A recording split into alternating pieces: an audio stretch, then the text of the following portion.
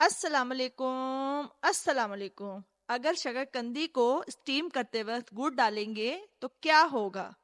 आज आपके लिए लाई हूँ एक अनोखी तरकीब तो सदियों पुरानी है। इसका टेस्ट सबसे अलग है। जो भी खाएगा आपसे रेसिपी जरूर पूछेगा। आइए चलते हैं रेसिपी की तरफ। काम शुरू करने से पहले बिस्मिल्लाह रहमान रहीम, अल्लाहुम्मा सल्ली अला मोहम्मद व अलैहि मोहम्मद, दुरूद शरीफ और बिस्मिल्लाह पढ़ लेने से काम में बरकत होगी। हमने ली है 1 किलो शकरकंदी। इसको अच्छी तरीके से धो लिया है और हम थोड़ा 3 से 4 इंच टुकड़ा गुड़ का लिया है। अगर शकरकंदी की आपने दोनों साइडें भी उतार लेनी है तो आपकी मर्जी है, नहीं तो मैंने ये देखें अच्छी तरीके से वैसे ही वॉश कर लिया है। इसकी साइडें नहीं उतारी। मिट्टी को साइडों से भी अच्छी तरीके से धो लेना है ताकि मिट्टी का जायका शकरकंदी के अंदर नहीं जाए, ना रेत का या मिट्टी का जो भी है, इसका जायका शकरकंदी के अंदर ना जाए तो बहुत फिर अच्छी बनती हैं। अब ये हमने प्रेशर कुकर ले लिया है, इसमें पानी रख दिया है, चूल्हे पे चढ़ा दिया है। अब इसमें गुड़ डालने लगे हैं जो 3 से 4 इंच का टुकड़ा था। ज्यादा गुड़ नहीं डालना, थोड़ा सा ही डालना है क्योंकि आजकल जो फीकी शकरकंदियां आ रही हैं इसमें अच्छा टेस्ट आ जाता है, अच्छा जायका आ जाता है और बड़े और बच्चे सब बहुत शौक से खाते हैं। तो अब इसको हमने डाल दिया। अब इसमें हम छन्नी डालेंगी स्टील की, आपके पास जो भी है जैसी भी वो है जाली है वो आप रख लें। अब उसके अंदर पानी जो है जाली के अंदर नहीं जाना चाहिए, नीचे ही रहे, तो फिर ये स्टीम में बनेगी, नहीं तो इसकी गजाइत पानी के जरिए ख़त्म हो जाती है। स्टीम में इसकी जो गजाइत है वो वैसे ही बरकरार रहती है जो हमें चाहिए होती है। तो हमने इसको बंद कर दिया है। बंद करने के बाद जो आपने गिनती, इसका टाइम नहीं देखना।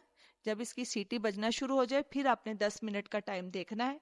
10 मिनट पूरे हो चुके हैं। अब ये कुकर हमने जो आग नीचे से बंद कर दी। आग आग को बिल्कुल नॉर्मल आपने फ्लेम पे पकाना है, तेज पे नहीं, नहीं तो पानी नीचे से खुश्क हो जाएगा और ये स्टीम पे नहीं बन पाएंगी, जलना शुरू हो जाएगा नीचे से कुकर। ये देखिए अब बिल्कुल ये रेडी हो चुकी है। 10 मिनट के बाद शकरकंदी, बहुत ज्यादा ना मोटी हो ना पतली हो, नॉर्मल ही शकरकंदी लेनी है। न्यू वीडियोस के लिए चैनल सब्सक्राइब करें, शुक्रिया। अब ये वजन की वजह से उठाई नहीं जा रही तो एक एक करके हम इसको प्लेट में निकालेंगे ताकि ये हम आपको दिखा सकें कि अंदर से कितनी अच्छी ये गल चुकी है। बहुत ज्यादा भी नहीं इसको गिलाना और बहुत ज्यादा इसको सख्त, नॉर्मल। बहुत ज्यादा जब गल जाती है उसका जायका भी खराब हो जाता है, इतने मजे का नहीं लगता। तो अभी हमने एक एक करके इसको निकाल रहे हैं, जाली पे से उठा रहे हैं। उठाने के बाद फिर मैं आपको इसका दिखाती हूँ कितना अच्छा ये गल चुकी है अंदर से। अब इसको 3 से 4 मिनट के लिए ठंडा होने के लिए छोड़ दें ताकि हाथ नहीं जले। गरम, बहुत ज्यादा गरम है क्योंकि अभी तो ये बन के तैयार पक के बाहर आई हैं। तो जब थोड़ी सी ठंडी हो जाए तो फिर इसको छीलें और काटें।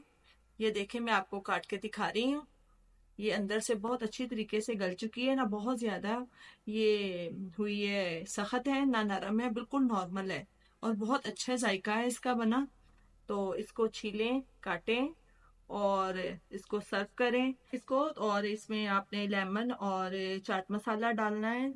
इमली की चटनी भी बना डाल सकते हैं। गुड़ की वजह से शकरकंदी का जायका अलग और बहुत मजे का बना है और सब खाएंगे वाह वाह कहने पर मजबूर हो जाएंगे।